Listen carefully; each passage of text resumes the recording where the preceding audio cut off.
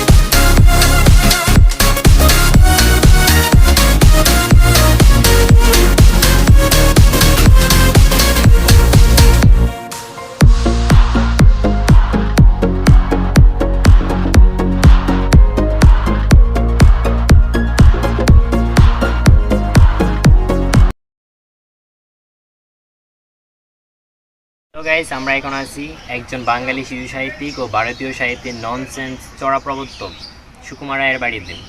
তিনি কিশোরগঞ্জ জেলায় কটিয়াদীর উপজেলায় মৎস্য গ্রামে জন্মগ্রহণ করেন।